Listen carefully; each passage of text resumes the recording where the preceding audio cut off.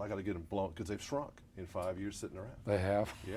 They've shrunk. Oh yeah. I don't know if my feet You know, my have grown. feet are actually bigger than they were 5 years ago. They are? I've grown.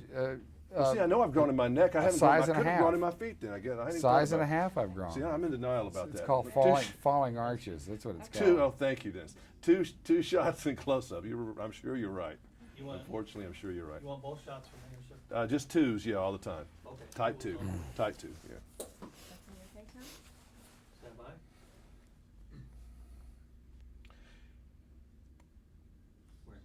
Speak. As a former Houstonian myself, is Sam Houston? That's going to be a little controversial in this film, isn't it? The take that the filmmakers have decided, and I guess you have too, on the role of this guy. Well, Sam Houston was controversial in life. You know, being from Houston and growing up with the Alamo story and the San Jacinto story, the personality of Sam Houston was glossed over. There's some unsavory things about him that I think they didn't really want us to know. And in my research on him for this film, I learned a lot that I didn't know before. And one of the things was that he wrestled with mental illness, which I interpret to be bipolar disorder. And he medicated himself with alcohol, lots of it. A lot of people did that. Yeah.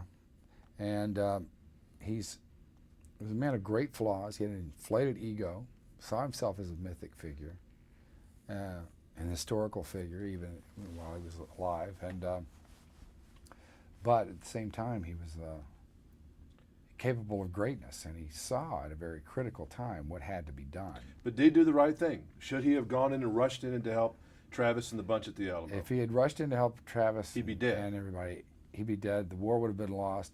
The United States would have looked very different today than it does. And in fact, Santa Ana kept an open corridor for Sam Houston to come to the aid of the Alamo, because he would have loved nothing better, because he would have trapped him. Sam Houston had sent Jim Bowie to the Alamo to blow it up, because he didn't feel like it was defensible. He preferred to meet Santa Ana on his own terms. This whole Alamo thing in Texas is crazy. I mean, my first time I moved to Houston, Ozzy Osbourne had done something naughty at the Alamo. Right. That was my first experience with people getting uptight about the Alamo. It's a church.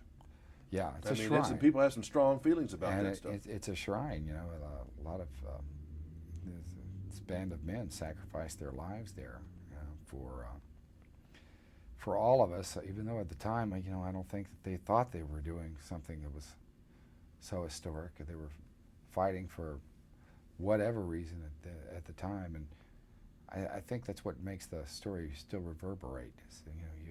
Because I remember as a kid, and still do, if you ask yourself the question, what would I do if I was in that same circumstance? What choice would I make? Would I slip over the wall, or would I stay there and fight, knowing that it was a lost cause? You didn't get to go out and do too much shooting and bang bang in this movie, like the other boys got to do. No, but I got to ride the white horse and with my sword drawn and lead the charge and say, "Remember the Alamo." That's true. So you got to be the hero. You're the book ending.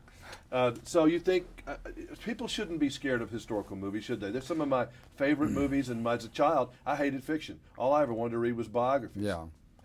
I think the purpose of movies, number one, is to, and what I hope that people get from this film, is to be entertained.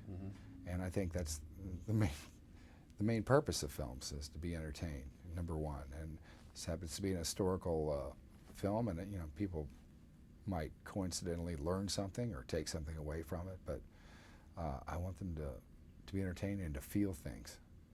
And they might even be inspired, God forbid. You never know. Thank you. Right. Yep. I can't.